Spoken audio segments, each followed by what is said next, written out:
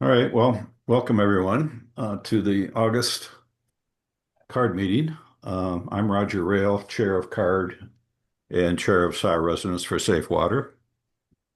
And this is a meeting that's going to be a little bit busy, but I think we can get through it in a reasonable amount of time.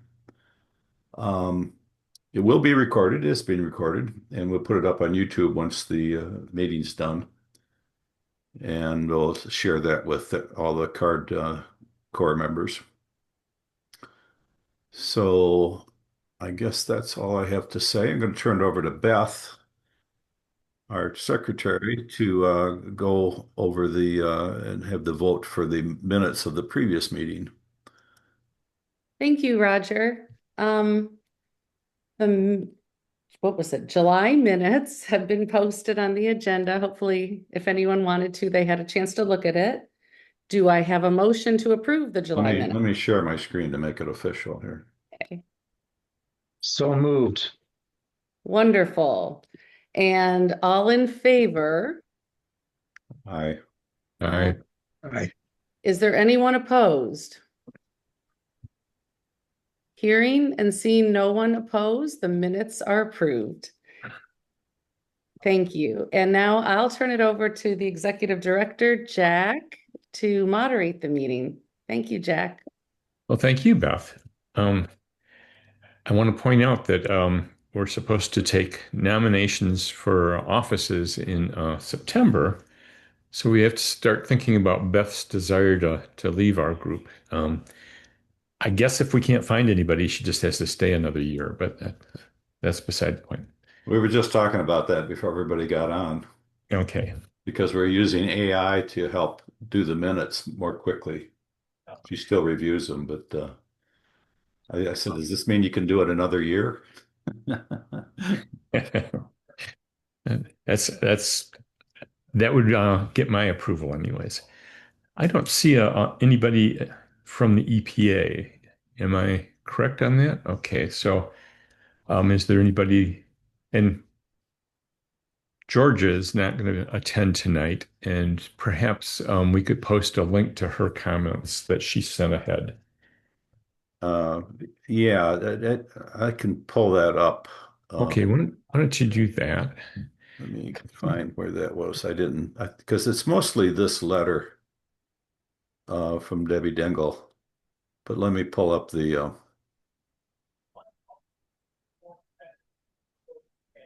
George's.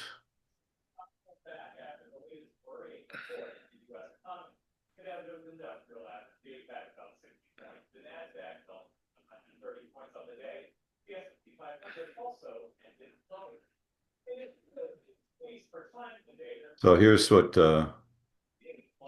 Georgia provided us her update. By the way, for people that haven't been familiar with Zoom, I recommend using the gallery view on Zoom up in the upper right corner under view. Then you get a side-by-side image so that there's a bar between the what's being shared and all the people on the screen. So that way you can zoom into the people or zoom into the what's being shared.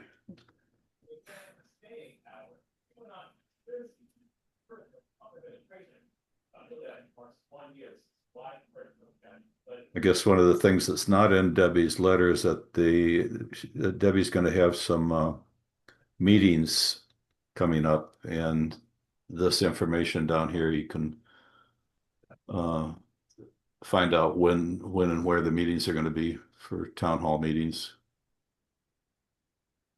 in August. Okay. So I'd like to note that the agenda actually has a link to the letter that Congresswoman Dingell sent to EGLE and CC'd to EPA if anybody is interested in actually seeing that letter.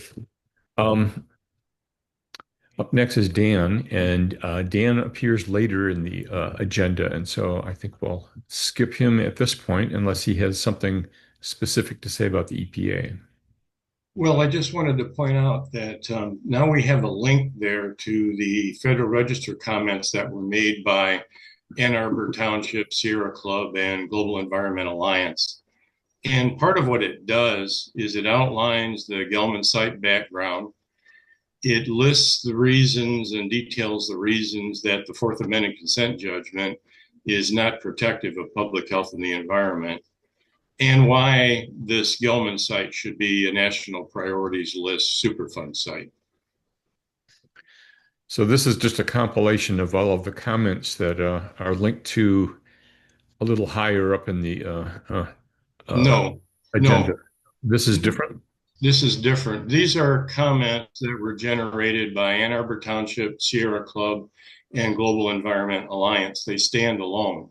Okay. Thank you so And much. so if somebody wanted a background set of information on the Gelman project and why the Fourth Amendment consent judgment is deficient and why the Gelman site should be an NPL site, these are comments that cover that were sent to the US EPA in support of a federal Superfund site. And they're in the long list of all the other comments that were sent. Okay, thank you. Kathy, you have your hand up? Yes, I actually contacted the EPA today, and I do have just a little bit of information. The new remedial project manager is James Sirik, and he was recently assigned. They've done a lot of reassignments apparently at the EPA. I asked him for an update on the potential NPL listing, and he said that they are still working on comments and nothing has changed, and he couldn't give me any more information than that. He said he's been with the EPA for 30 years, and he's the lead project manager with the Kalamazoo River issue. And he's a hydrogeologist by trade.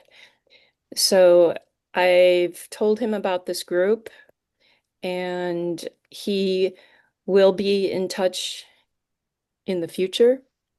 He's just trying to understand the Gelman situation. So, Roger, I don't know if you want to reach out to him or what, but he may be reaching out to you very soon. Yeah, is this his name? That's him. Yep. Yeah, okay, good. That's confirmation that they're up to date on, because he just got appointed not too long ago. So Yeah. all right, well, yeah, Jack, you or I should do that. Yep. Reach Yep. out. Okay. Sounds good. Thanks. That's good information. Let's go back to the agenda. Anything else, Dan? No. Okay. Other than, I've heard people express concern about what Trump's doing in some of the programs that he's slashing. And remember that when he was in his first term, he added $1 billion to the Superfund. And the other point that is getting a little mismatched is that Gelman is a potentially responsible party. And therefore, under Superfund CERCLA, they're responsible financially for remediating this site. So the actual Superfund won't be used unless Gelman refuses to follow an administrative order issued by the United States Environmental Protection Agency to clean up this site. And approximately more than half of the Superfund sites are paid for by potentially responsible parties. So the first thing that's going to happen is the US EPA, if this becomes a Superfund site, is to demand that Gelman follow an administrative order. And we'll have to see how it goes. But if all that fails, and then and only then is the Superfund money actually used. Okay, thank you. That's quite useful. I'm going to move on in the agenda now. Is there a representative from from EGLE here today? No, but he sent in his update. Oh, that's right. Barrier. Did you see anything noteworthy there, Roger? Well, there's a couple things. Item A, new draft monitoring place, nothing to report. Now, he does say that these locations, F, G, H, I, and J, he's got this statement about it, pending access. So they're still working on that. Nothing to report on the item C and D and E. And then the new feasibility study for RD and wetland staff. Well, you can read this too as well as I can, barely better. Already. And then the MS4 violation and the discharge into the Allen Creek drain. He has quite a long paragraph here about the geothermal at Slauson School.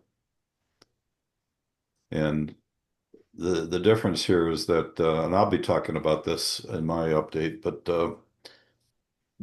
of the two monitoring wells,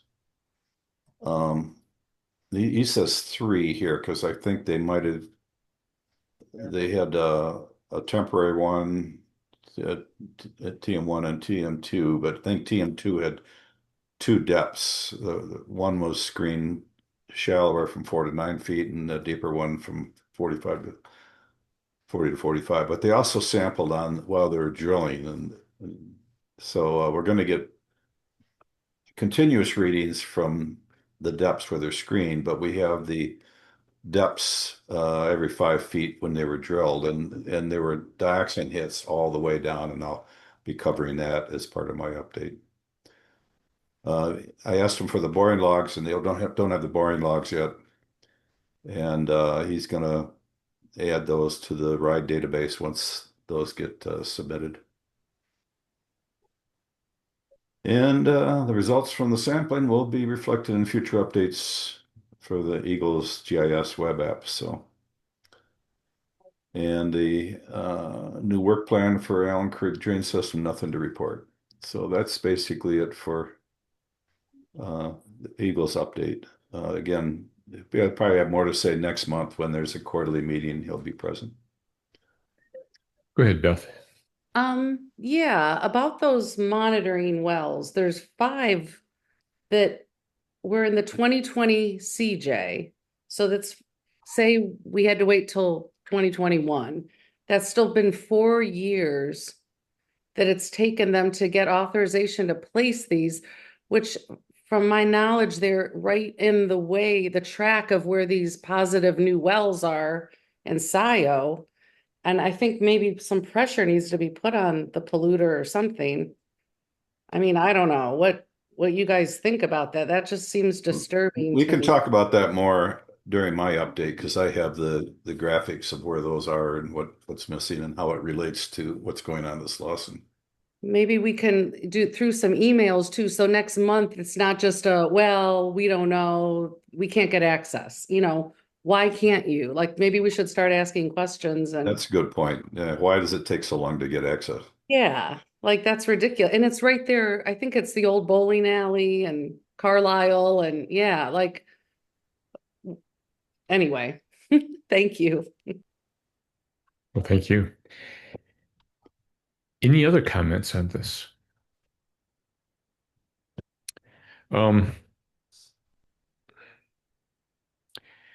So I'm going to skip over the Slauson discussion for later. And I think he's covered stuff that he could.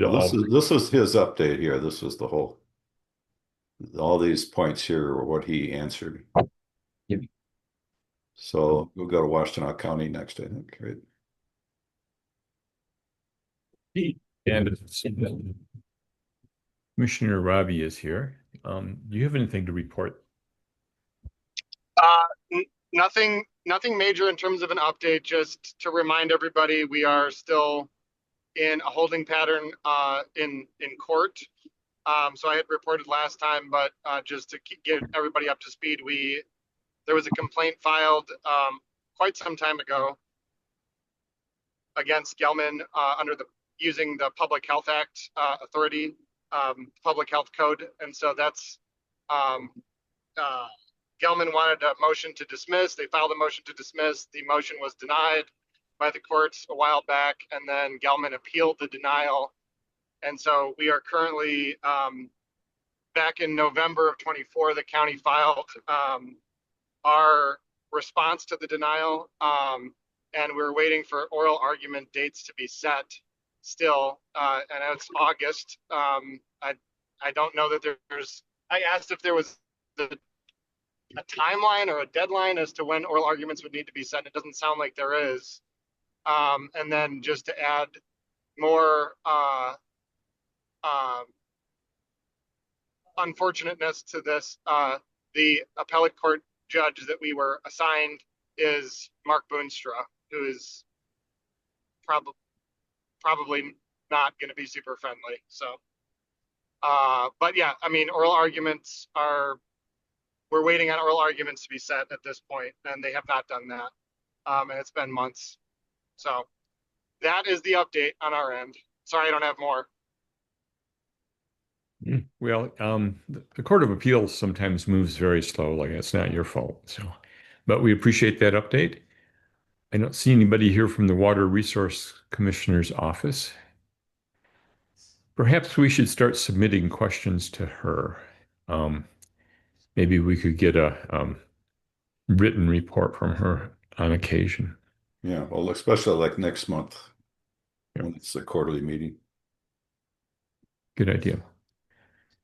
So then moving along, who would like to speak for the health department today? Hey there, I know Jenny's on as well, but this is Kristen. So I'm happy to give a summary. And I think I gave like a high level overview last month, but I'll do it again. And then we've got a draft map, updated map to share of our drinking water sample results. I'll do that in just a second as well. So again, we tested about 117 homes the week of June 9th. That was part of our 2025 sampling plan, which is an agreement with EGLE as part of their long-term monitoring program. We had a total of 47 detections for dioxane, of which 6 were new. I think technically 7 because we hadn't sampled one house before. All results were under 3 parts per billion for those 47 detections. And the new detections were, we feel, most likely because the EGLE lab lowered their detection limit from 0.5 parts per billion to 0.2 parts per billion, because all new detections were between 0.2 and 0.5 parts per billion. I think Jenny had already met with EGLE to start evaluating a sample plan for our 2026 program. But in general, we will probably stick with our rubric of recommending sampling of all homes with a previous detection, excuse me, and any homes with a drinking water well within 500 feet of a previous detection. Jenny, was there anything that I missed? I don't think so, unless someone has a more specific question. Yeah, and then if it's okay, let me try to pull up. Oh, sharing is not turned on, so I'm requesting to share. Jenny put together a draft map. You want to share it now? Yes, if that's okay. Let's see. Allow to share. I'll make you a co-host that lets you share your screen. Should have gotten the request. And I got to stop my share.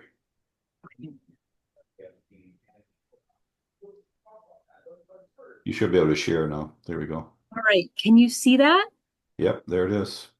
Yay! Okay, so this is our draft sampling results from 2021 to 2025. So if you're familiar with our previous map, we had 2 shapes. We had a triangle and a circle. Well, because we had a new detection limit, we added a square. So you can kind of see that reflected here. And then you can see that reflected in the map as well. So just to kind of visually point out the couple of new samples we had were over here in this area. I think you guys can see my mouse over here. This guy over here, down here, and then I think adjacent to some of these on Elizabeth Road. So all really next to or adjacent to existing samples. Not a huge surprise with this lower detection limit. And as we move forward, we'll better be able to see if we have any trends. At this point, we've seen the results be pretty steady over time. But again, it's a very small sample size of just a couple of years worth of data. But as this map is in front of you, I guess I'm wondering from CARD, what are your thoughts? Are there any improvements we could make? Does it make sense to you? And any other feedback? Is this ready to share? We are hoping to publish it soon. I did want to kind of maybe contextualize the years that we use these different reporting limits.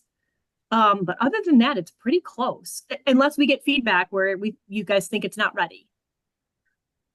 Well, if you want to share it with me and maybe a couple others, we can give you an initial feedback, and then before you release it to everybody, if you're really concerned about if there's anything missing.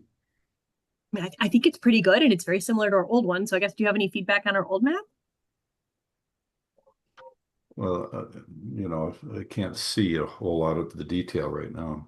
Sure. Okay. Well, that's fair. We can certainly, we can also publish it and then update it if you feel like there's some items that are missing. That's probably sufficient.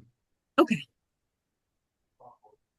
So are the results of these tests being put into Roger's database so that you can pull it up on his map? So you can see the... Well, I get my data from EGLE. Okay. So I think your question is, will this be sent? Is this going to be updated on EGLE's in a forthright manner so I can use that to update my database, my Google Earth mashup? Well, they're already behind, aren't they? Yeah, but you keep hearing that they're going to maybe get caught up, but this is, I think, this particular set of data is probably a little more sensitive than the normal monitoring wells.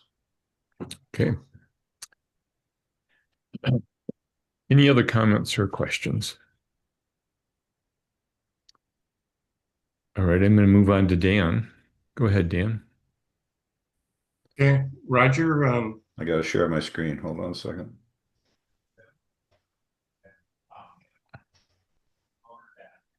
Go back to where we are on this. County, Dan Bicknell. So Dan's going to share his screen, and I think he's got anything else you want there, Dan? Nope. Okay, so I'll stop my share. Helpful to maybe.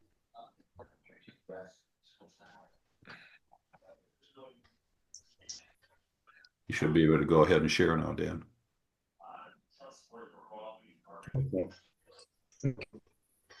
By the way, Dan's camera messed up when he first got on, and that's why he's not on the screen.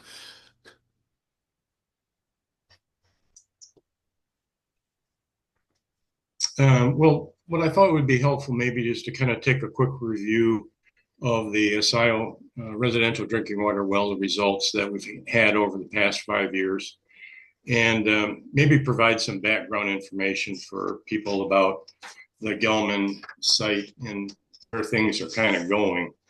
Are we supposed to be seeing as far as something? groundwater goes. Do you not see it? We're not seeing the screen. Okay. All right, maybe I need to hit new share. I don't know. It looks like you're sharing, but it's just not the document you wanted to. Yeah, it might be the wrong window. Right. There you go. There. But again, it's not. All right, it's just taking a minute. You're in edit mode there, so. I understand. How's that? That's better. Better? It will be, I think. That better for you guys? Okay. It's got to render yet. Okay. I'm not seeing it yet. Yeah. We got to get Dan a new computer. But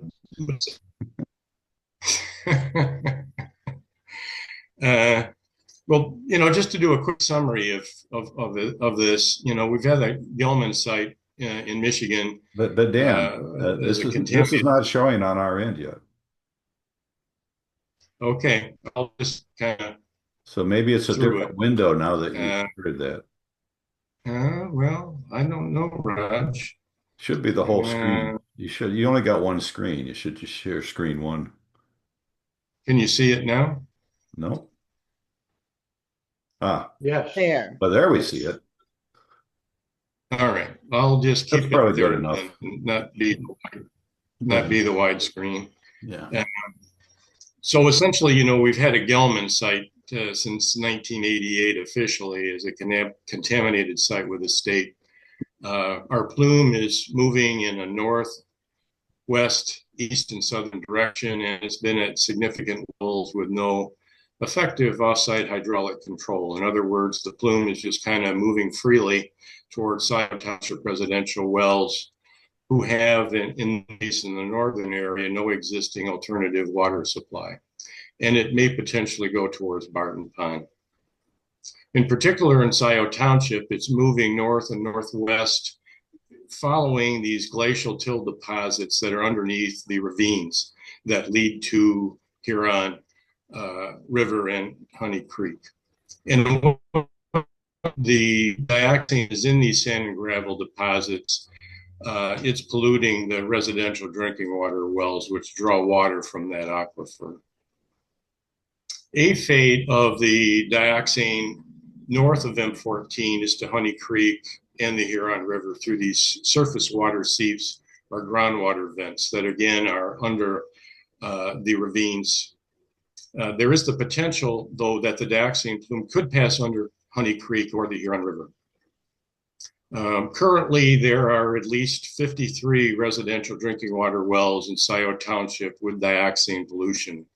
And 27 of them are in this northern area, which is more or less north of Miller Road by Craig Road, as we'll see in a second. 4 of them were newly identified in 2025. And 23 of these northern wells have detections more than once over the past 5 years. So what GEA was able to do was look at the past 5 years of data for these 23 residential wells, and we observed that 15 have increased levels of dioxin, 7 have steady levels, and 1 has a decreased level.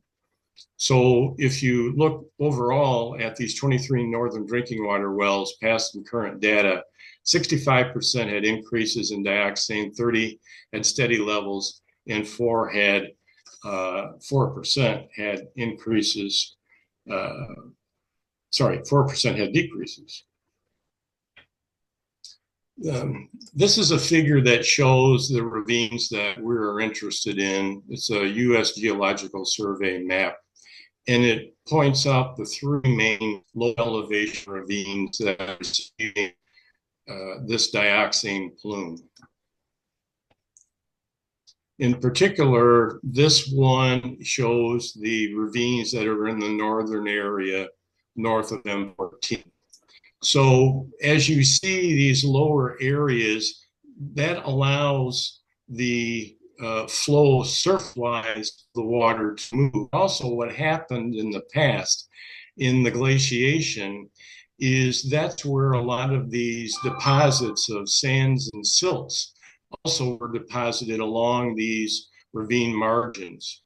So underneath these ravines, you have these conduits that lead to Honey Creek and lead to the Huron River.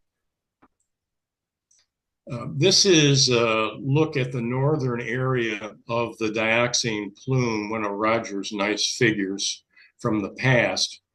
And what it shows here, you have this bulge in the dioxin. And the reason that you have this bulge in the concentrations of the dioxin is back a few years ago, GEA demonstrated that what's happening, the flow actually has a component that's going to the northwest. And it's going, again, following these ravines up towards Honey Creek and the river. And it also shows here that, some of these concentrations are very high, up to 1,000 parts per billion of this dioxane moving towards this area. For example, in the monitoring wells that are near these Honey Creek and Huron River ravines, you've got monitoring well 133, 121, 129, 120, and 149. And you see that 129 and 121 have increasing levels of dioxane. And that's because the flow is moving into this northern ravine that's leading up to the residential wells. In 2015, which was the latest, the soonest that the data was available from that well, it was at 1 part per billion. Today, rather in 2023, which is the last point that the state has, it was at 1.8. In 121, it started off in 2015 at 0.5, and in 2023, it's 2.3. 133 has been around longer. In 2011, it was 0.5, and in 2023, it's 3.1. So you can see that it's moving this way. Part of it is illustrated by monitoring well 120, which has no detections, and monitoring well 149, which has no detections. That's because a lot of the plume is moving to the east, but in this particular area, it's moving also to the northwest. This is Jenny's and Kristen's 2024 map. And as you can see, the contamination in these wells, which are or were identified back in 2024 as being impacted, are following this ravine. You can see the blue line showing where the flow is following the ravine up to the north. So definitely we've got a northern trend. Plume is moving into this ravine and heading up towards the river. And here again is a blow up of the ravines. Part of the ravine is moving towards Honey Creek, and then it's jumping, if you will, going subsequently into this other ravine that's leading right directly to the north. This is a map. This is a table that was generated by EGLE, and it shows over the past 5 years the concentrations of the dioxane in the various wells. So what I did is a GEA is I outlined in red the wells that are in the northern area, and then I made a determination through GEA as to whether the well was increasing, steady, or decreasing in levels. And so by looking at the values over the past 5 years, let's take Breezewood, for example, even though it's not in the northern area. In 2021, it was less than 1. And so because it was less than 1, I kind of treated that as a non-detect value. But if you look at 22, 23, 24, and 25, you can see it's increased from 1.3 to 2. If you look at Cottontail, which is up to the north, it started off when it was originally done through a method 522 through the township at 0.16. Then the state came in and did a couple of samples, but unfortunately their detection limit was less than 0.5. And currently the method that the state is using with a 0.2 detection found that at 0.29. So if you omit these two less than 0.5s because they're essentially non-detects below the 3, you compare the 0.16 and the 0.29 and you see that there's an increase.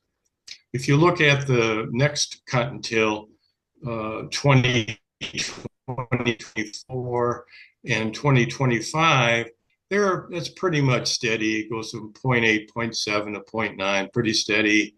Same thing with the next one on Cottontail, goes from 0.7 to 0.84 to 0.74. I considered that steady. I guess is, fairly subjective. Then you have others here. So that's kind of what was done for all of the 23 northern wells. And I generated through GIS dimensional well map and the trends over time. So to kind of do a little picture, what I said is that for the wells that are increasing, we would designate them as red. For the wells that are steady, we would designate them as yellow. For the wells that were decreasing, designate them as green. And the new wells, the new 4 wells, orange. And so you can see pictorially here that there are a lot of red wells here. In particular, again, there's 15 steady and 1 decreasing based on GEA's evaluation. The other thing that is of interest to everyone is this new well in Partridge Ridge, rather Park Ridge, is only 500 feet from the river. I mean, that's like a 6-iron for me to hit the river. So concerning that there is going to be some impact to the river from this northern groundwater movement. This figure was generated in 2023. It shows generally in 2023 where were the contaminated wells, but importantly, it shows again where there are these ravines. There's a ravine here, another ravine here, another ravine here, here, and here. And all these ravines have discharge points potentially into the Huron River. As a matter of fact, GEA last summer went and did a recon of the ravines in dry weather conditions and observed that at the exit point into the river, for each of these ravines, there was a seep. This is the Partridge Ridge Ravine. Here is the Whippoorwill Ravine. Here's the Blueberry Ravine. Here's the Holyoke Ravine, and here's the Bird Ravine. All of these had active seeps. As a matter of fact, many of these seeps had headwaters, at least these 2 did, and those headwaters were at the proximate depth of the deep residential wells. So it's clear that the wells that are being used and these wells over here that have been impacted are having their water flow into the Huron River through these seeps. Whether the seep was starting up, if you will, hill, or was not able to be determined where it was starting from. In particular concern is over here at Holyoke Lane. And what it kind of shows that is the fate of the groundwater north of M14 is going to the river through surface water seeps and or groundwater. Again, the seep is designated as blue, headwaters as orange, and if the seep goes into the wetland, as it does in Bird over here, it was designated as green. This slide kind of gives an unfortunate story, which shows the Holyoke Lane Ravine surface water seep. And as you can see, it enters right into Barton Pond. And this seep was continually flowing at a significant rate during all dry weather conditions, as were the other seeps during weather conditions. And so this presents a pathway for the dioxine plume to go into these ravines and make its way into the Huron River and eventually, potentially, into the intake at the water treatment plant. And we need to remember that in 2020, the intake of the water treatment plant found 0.33 parts per billion of dioxin. So I just wanted to call out in particular that there appears to be an increase in the concentrations of dioxin in the existing northern Sioux residential wells, and that there's a movement of the groundwater up the northern area into potentially the Huron River at that Park Ridge ravine. This was an active steep, and the headwater was right about in this area. And then if it does eventually pass M14 and enter into these ravines, it can enter into Barton Pond. And so that was kind of the summary that I had a chance to develop there, Roger. Okay, very good. So thank you. Are there any comments or questions for Dan? Go ahead, Mike. Oh, can you hear me? I can now. Okay, good. Yeah, I was trying to get this lined up. I think Dan makes a pretty compelling argument that there's very likely a northern component, as we have all been talking about over these last 4 or 5 years. Well, more than that, but particularly in these last few years. And I have to say that I've previously criticized both the counties and EPA's, and EGLE's use of or refusal to use the 522 protocol for testing, which tests to 0.12. And I feel, looking at what Dan's presented and what I've seen in the last few weeks, including Kristen, at least being reported, have said that it's very difficult. Well, how did it go? Oh, he said that it was really hard to draw a conclusion that the plume is still migrating to the north based on current data, because we only have a couple of data points, but still admitting that the plume is expanding, and confidence that the dioxane plume is the Gelman plume. And I just have to say at this point in time that it's hard to hear that. Perhaps if we had been at 520, using 522 for the last 5 years or so ago, that we were talking about it, we'd have had more evidence of the direction which seems to the plume is going, and whether or not it's going north into Barton Pond is, I think, a critical question, and it may very well be important to EPA in its decision in all of this. And it's frustrating to continually face a situation where the data is available, but we're not using the best method to find out what it is. I won't say it's being willfully blind, but it's very disturbing. Thank you. That's all I have to say. Well, I agree with you, and I appreciate your comment. Any other questions or comments? Go ahead, James.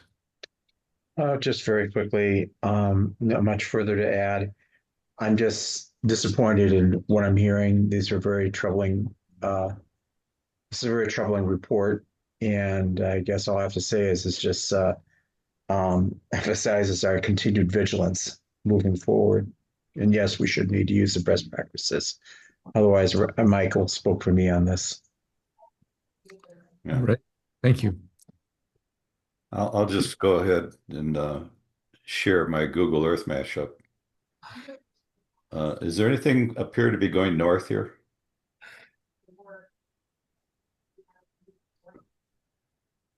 Here's the plume. Here's the new hits.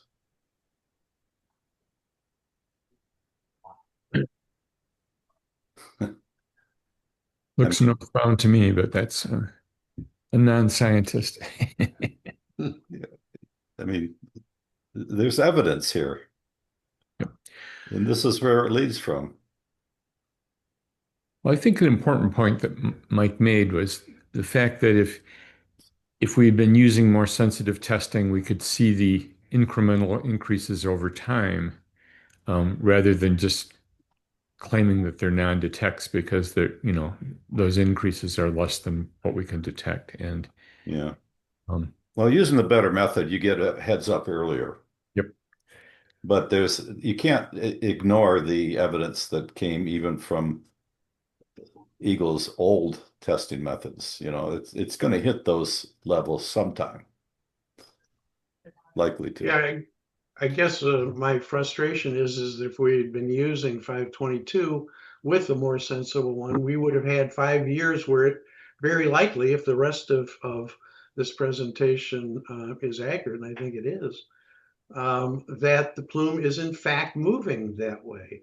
Yeah. It's not that it's just it'll detect that low, but we would have seen it, and then we over a couple of few years would have seen the increase. Exactly.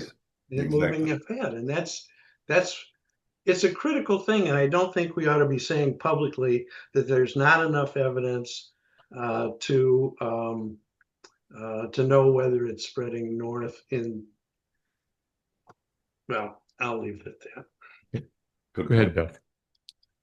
Yes, and I agree with everything you said, but I mean, for decades, we've been arguing with the Assistant Attorney General about even trying to help us to not get the fourth CJ through and to fight this polluter through the state, and that didn't work. And then finally we get the EPA, and then to use words like that was very, I know, to see it in the MLive article was pretty disparaging that, duh, it's moving. I mean, anyway.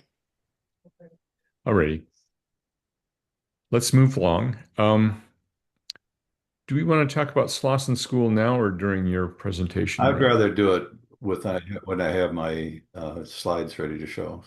Right, I agree. I'm moving on to Ann Arbor Township. Is there anything more from the township? Seeing no hands. Sayo, Kathy, do you have anything that you want to bring to our attention?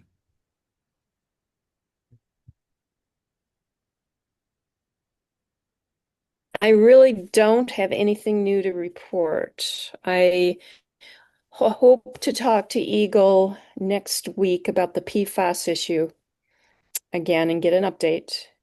So I don't have anything new on that. And the fire suppression well at the old Gelman site is still being reviewed, and the oversight on it is going to be supplied by EGLE. So they haven't made any decisions yet, but the draft plans are being reviewed right now.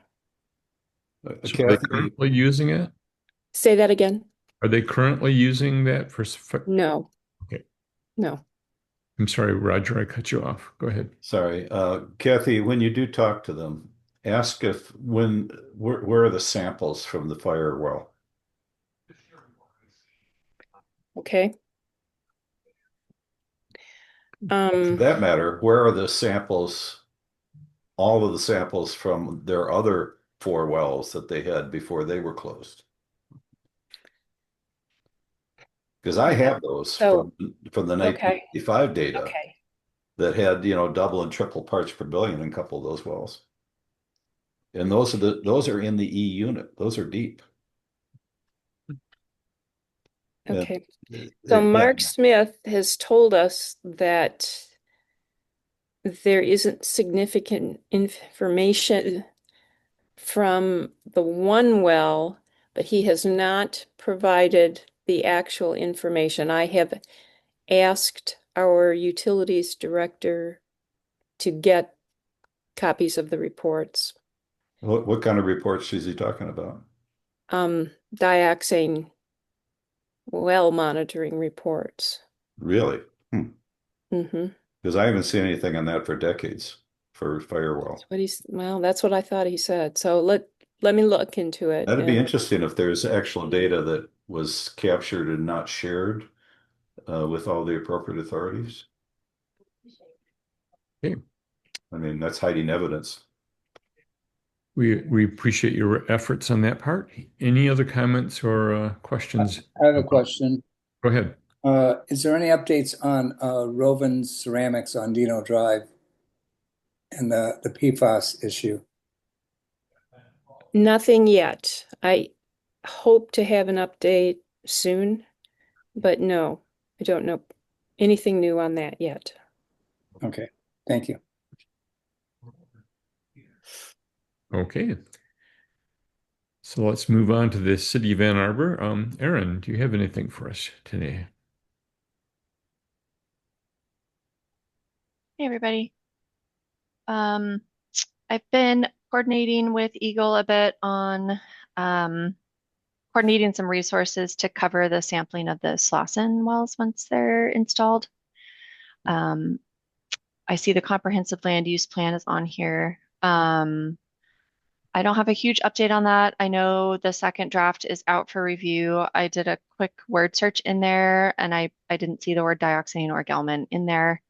The second draft is still with the Planning Commission for another couple weeks, I believe. And then I don't know if they'll open that one up to a public comment similar to last time or if that'll go straight to council. But all of the Planning Commission materials are online and all the you can watch the meetings or just look at the actual documents online.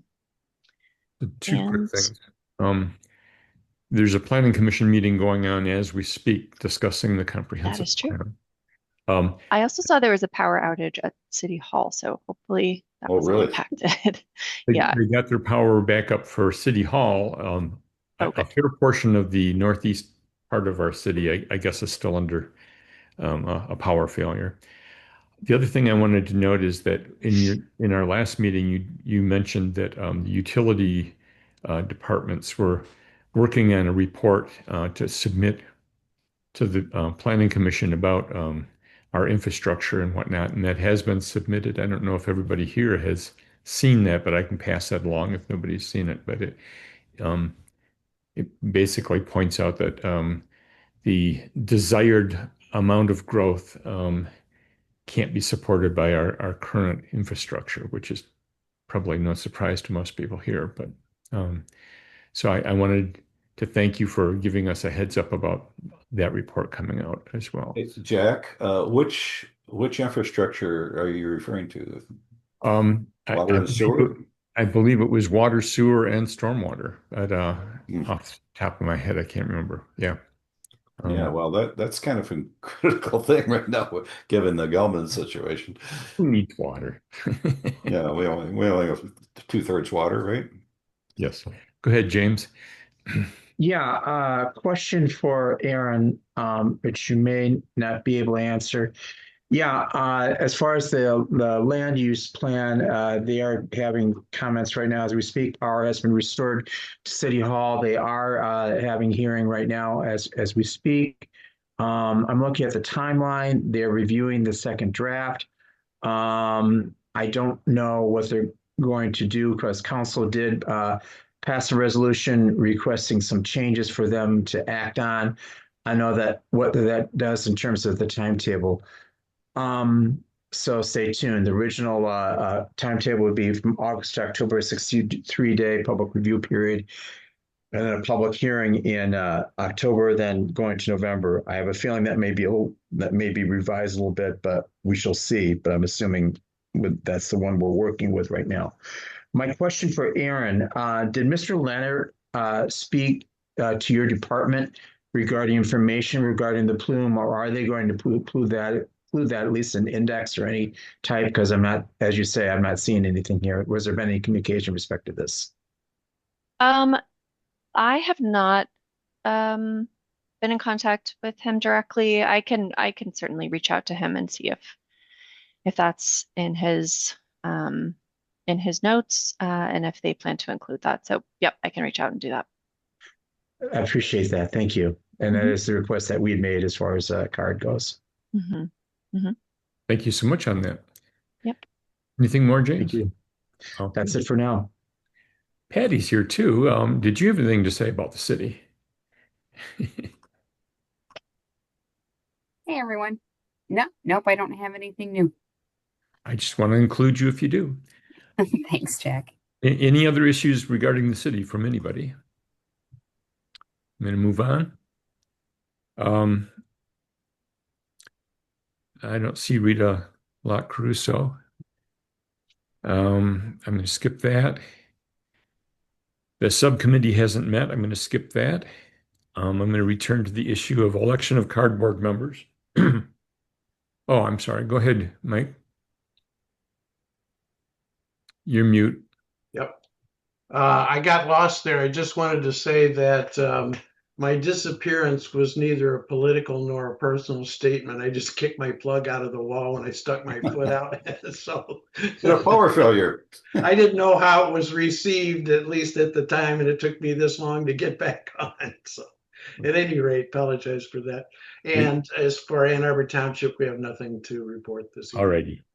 We all have our personal struggles with technology, but that's I'm finding more and more over time. So, does anyone want to lead a discussion on the coming election of board members? Yeah, your position is an appointed position, Jack, so you're not on the ballot, but there will be the chair, the vice chair, the secretary, the treasurer, and the 2 members at large.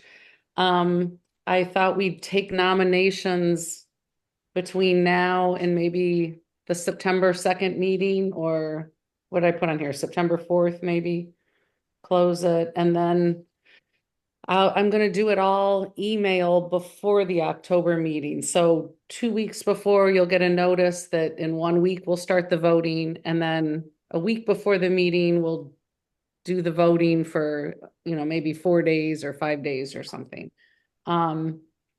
And then we can just announce the results at the October 3rd or October 7th meeting. So does anyone have any questions? It's all in the bylaws, kind of, what the positions are and that kind of. I intend to remain as a candidate for the chair, but we're not letting anybody go that doesn't insist, and we might even retain some of those people who are resisting. Go ahead, Mike.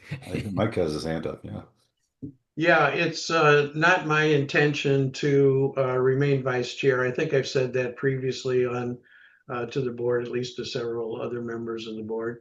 I'm no longer a trustee or any other position with Ann Arbor Township. I intend to continue coming to the meetings, participating in them, reporting on the results back to Ann Arbor Township and so forth. But I'm just going to step aside and let somebody else be vice chair henceforward.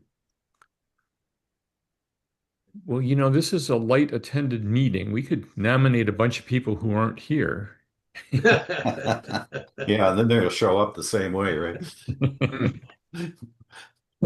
This is why we have to pick from this group, because these people show up. Well, I intend to remain on the board. Let's see who is here. As vice chair, James? I made no such promise, but I do willingly serve on the board. So, Mike, tell us, how much extra work is it being vice chair? It has been really no work to speak of at all. I mean, primarily from my standpoint, my feeling is just based on the fact that I don't really have that much technical understanding of what this situation is. I was a representative of a government, and I was a lawyer and was happy to participate in over the years in attending meetings in Lansing and elsewhere as a lawyer member of CARD. I mean, if I can always step in and share one if you really want me to stay, I'll do that. I just thought that amongst the people we had, there might be somebody who was interested in being the vice chair. Maybe somebody who's has more of the technical information related to hydrology and that sort of thing. So That's really all it is. I think the fact that you're have lawyer training, we can appoint you as vice executive director and give you That even adds a whole nother phrase to my position. I'm happy to work however you want to do it. And I do intend to keep attending the meetings. So in all honesty, it has not been much of any significant work other than any other member of the board on voting on those administrative matters that go through the board. And I'm happy to continue that if you want, but I'm just saying if there's somebody who wants to reach out there and grab the apple, grab it. Well, if scientific knowledge was a qualifying requirement, I wouldn't be able to serve. So I hope you'll go ahead, James. I have neither the scientific background nor the legal background. My science training has been in the area of astronomy, which brought me to Ann Arbor, but that's another conversation. But I was not raised on the issues of hydrological issues as much as I enjoy swimming. Therefore, I may take Michael's caveats. I think there should be someone serving in that role that should have a good legal background an engineering or a natural science background with respect to this issue. I am, however, willing to continue to serve on the board, having come through it basically through my involvement as an officer of the Sierra Club when we asked for an NPL status with the federal government. I felt it took it upon myself to continue that area. So I think I've learned a lot in terms of the School of Hard Knocks. I'm willing to continue. I'm willing to be the public face of CARD if necessary to speak up at public meetings and hearings. I testified up in Lansing. I'm willing to continue in that regard, even speak to the media in terms of that issue. But I just don't have the technical background in terms of that. I think in terms of having a senior role. That would be my caveat, and that's something we can discuss offline. So anyway, there it is. Yeah, but there are a lot of great people in this room, so think about it. That's an important role because I can't be spokesperson all the time. So to conclude the discussion on this, maybe when you send out the link for the video from this meeting, you mentioned that we're looking for volunteer board members. Who knows? Maybe somebody's willing. I was hoping that more people. Heard that some people from the neighborhood were going to be joining this meeting, but maybe they had other plans at the last minute. Because I was going to try to tap some of them, and still want to do that. Take a walk around the neighborhood before the weather gets bad. And there's a couple of young people that I want to talk to. Jim, like your son. I have an idea. Maybe then if you're trying to recruit new people, they would be better served as a member at large, and maybe James could jump up to the vice chair or something. Like we can talk about it offline, but right. That's a thought. My final comment would be we have time to talk about it, but let's make it a priority in terms of our personal mission to look at people that are willing to serve. Already. And I'm willing to participate in those discussions offline if you want. So agreed. Okay, I'm going to move on to the next item just to keep us going. Is there anything new on the polluter pays bill? I imagine not. Huh? I'll defer to Joseph if he's still on the call, which I'm not sure that he is. Yeah, I'm here. There's really nothing to update on. The legislature is not really functioning right now, just generally. And there was an extraordinary House session day just last week or the week before that has really set things down a careening path. And I think the budget is going to be the biggest issue over the next several months. That's going to suck up all the oxygen in Lansing. I think there's a pretty good chance we have a government shutdown, which impacts EGLE potentially, and probably the county too. So Just a lot of great news, but nothing to update on polluter pay at this point. Alrighty. Any other issues from the executive board? I see no hands, so I'm going to turn this over to Roger now. All right.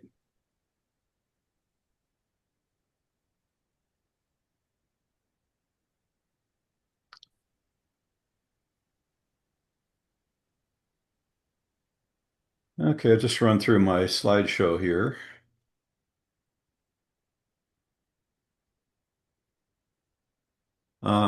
This will be shared, and this is part of an email that I sent out summarizing we have a spreadsheet that summarizes the samples taken from the two, actually, I guess there's three because of the depth of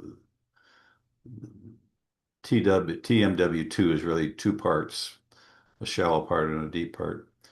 So these are the results of dioxane at the Slauson geothermal installation.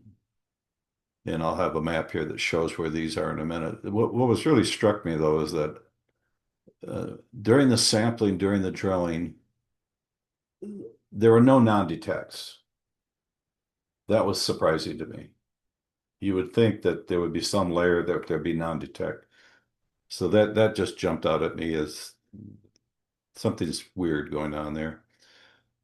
And then I have this the mashup that be part of what you see here in a minute too. That I'm going to go into this more detail about here's where the location is. Here's where the Gelman Rockworks plume shows the dioxane is, and it's 7.2 parts per billion boundary. We have hits here that are above that. So we haven't had a new plume map in a while. Maybe the new plume map will show that, these hits. And some of those are really high, like we're, 22, 24, and 31 parts per billion in this this northernmost well here. And where's that dioxin coming from? How does it get within 5-10 feet of the surface? Is it all just seeping in from the Allen Creek drain, which is kind of in this? Maybe I'll do it this way instead. I have this as slides in my thing, but this probably is better to show that because I can zoom in and out. So here's the location, and this is Slauson School, basically part of the building here, and extends up to here. So in front of Slauson School, they have two wells and a whole bunch of installation of geothermal wells, pipes going in. So these are the locations, and they're near the Allen Creek drain. By the way, this path of the Allen Creek drain that I got a while back, I think from a city or county site, doesn't really show where the real Allen Creek is. The map that shows where this installation is shows where the Allen Creek drain really is, and it's more this a little bit closer to these wells. But to have these amounts that close to the surface, at least for the northernmost well, is surprising. The southernmost well, it does have dioxin real close to the surface, but the higher values are down 30 feet, 20, 30 feet or more. And it's a seam 20 or 30 feet thick.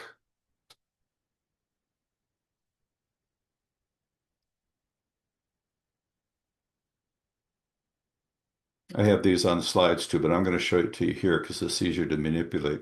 So I took these levels, and I using Google Earth's a drill path from back here through these wells, then out to one of the Eaton wells, and did the surface elevation that Google Earth provides. And then I adjusted these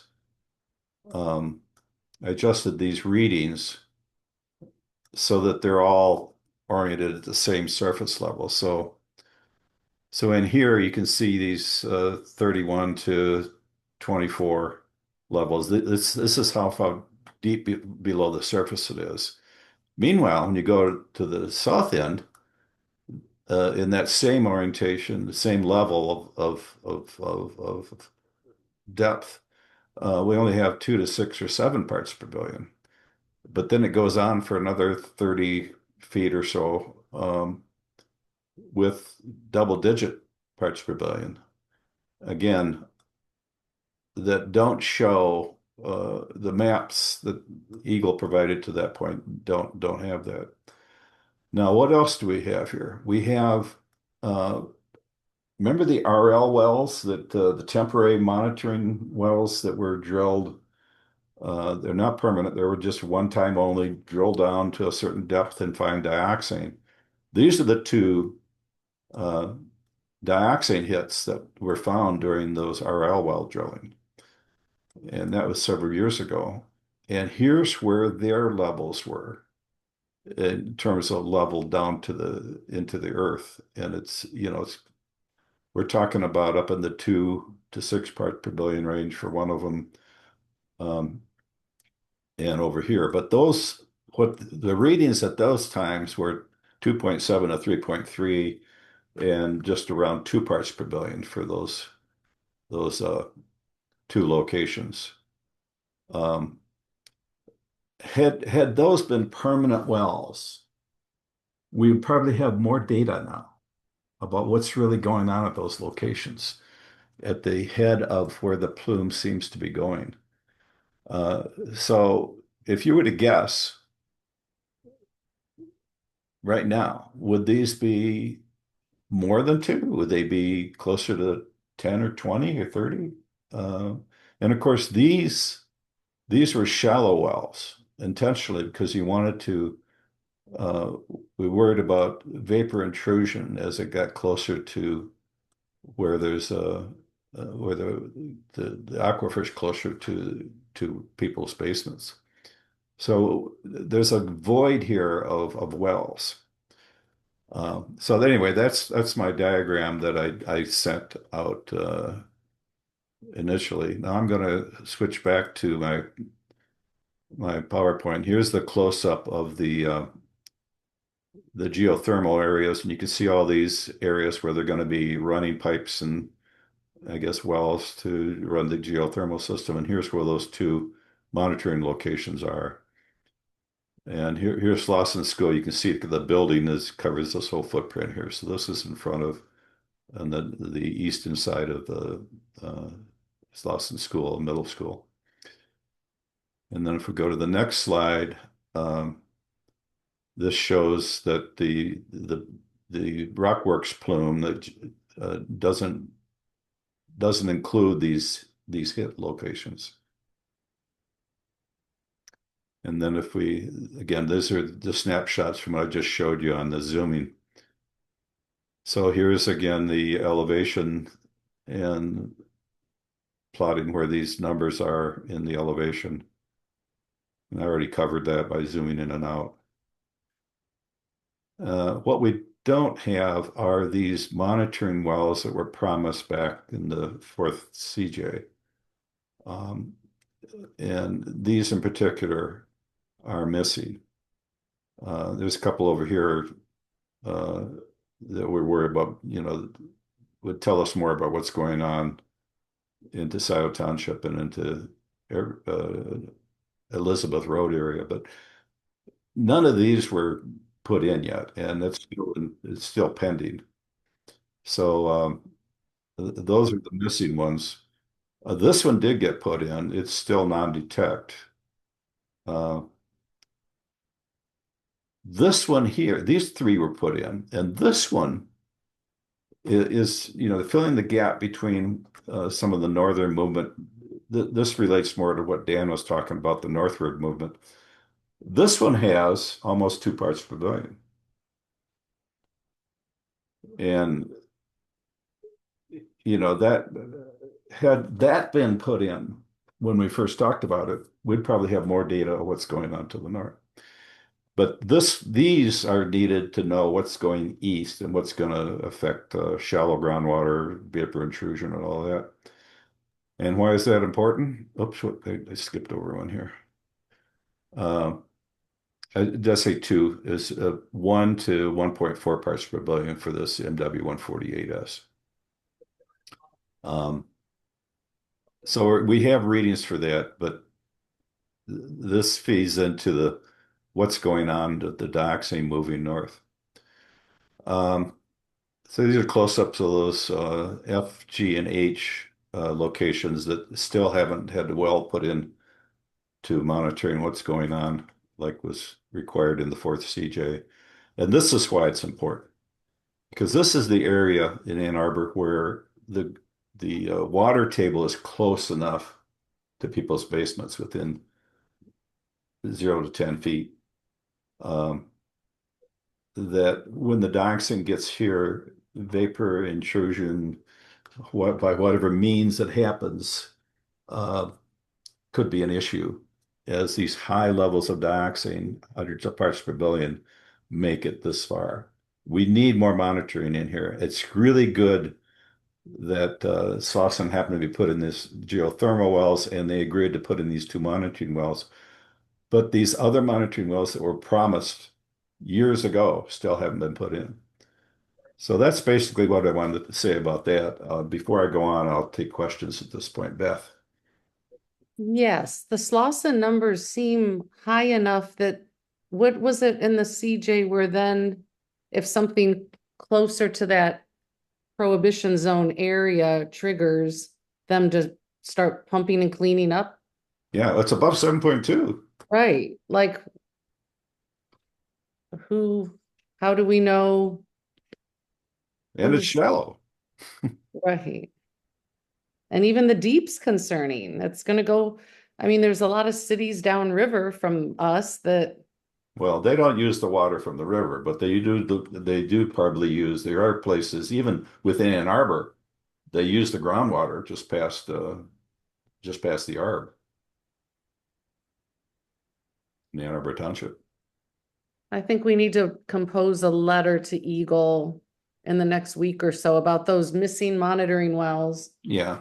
And these higher numbers, and see what they're going to do about it.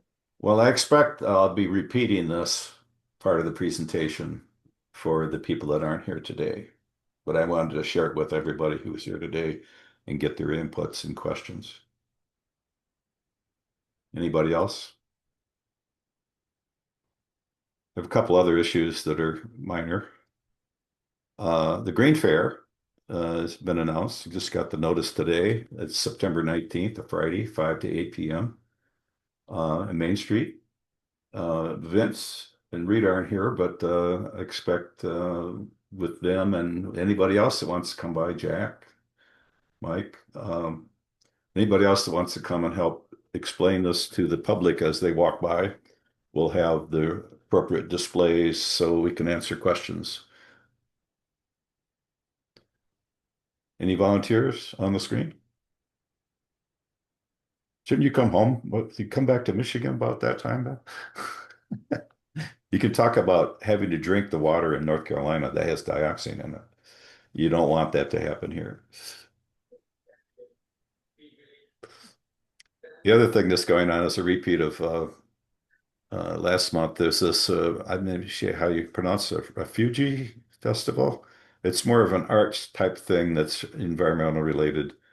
And that's going to be September 28th, a couple of weeks after the Green Fair. And that's going to be at the Arb. And of course, Arb's going to be in the pathway. So we don't have, I'm going to be too busy then, but if any volunteers want to represent SRSW or CARD at that event, I'll be glad to work with them. And finally, Beth and I have scoped out what we do every month and over the year to handle all of the busy work, all the record keeping and all the preparation for meetings and things like that. And it's not quite to the point where we can turn it all over to AI yet, but it's getting easier now. So we have these lists that we have basically the job description, I guess is what it would be. So here's what Beth has provided. And some of this now is like the minutes. We started using AI as the first draft for minutes, which saved a lot of time. The most of the time is at this meeting. For me anyway. Well, I shouldn't say that. I have to do probably 3 or 4 times the amount of time I spend at the meeting for preparation and processing. So here's my list, and here's where we are. Start the meeting, normal chair intro. When meeting is done, then I have to do the recording stuff. This could easily be turned over to somebody else that's familiar with using Zoom and doing recording from Zoom. It takes me another hour or two to upload that and get it posted and to fill out the descriptions in YouTube and things like that. But this is where a lot of the stuff happens up here, based on the prior meetings and all the correspondence that we get, dozens of emails every month, and I have Google Earth feeds for things that relate nationally and locally about what's going on with dioxane and its cleanup. So yeah, this is I update this periodically. Like down here, I just added today. I noticed that I only have one more Zoom on scheduled out into the future. I got to schedule more, for the next year. So anyway, it's pretty simple stuff. It takes a few hours. A good job for somebody who's retired and is so inclined. Anyway, that was my update. Go back to any questions on this. I'll go back to the agenda and we can continue on. Any questions or comments? Thank you, Roger. I appreciate the update. The Sawsum thing is pretty fascinating. I look forward to see how that develops. So moving on the agenda, the next item is non-agenda items from anybody in attendance. Seeing no hands, I'm going to call the meeting. The next meeting is Tuesday, September 2nd at 10 a.m., quarterly meeting. I look forward to seeing everyone. Yay. Thank you. Thank you. Thank you. Thanks everybody for Thanks, coming. everyone. Thank That's you. good to see you as always. Take care. I'm going to stop the share and stop the recording.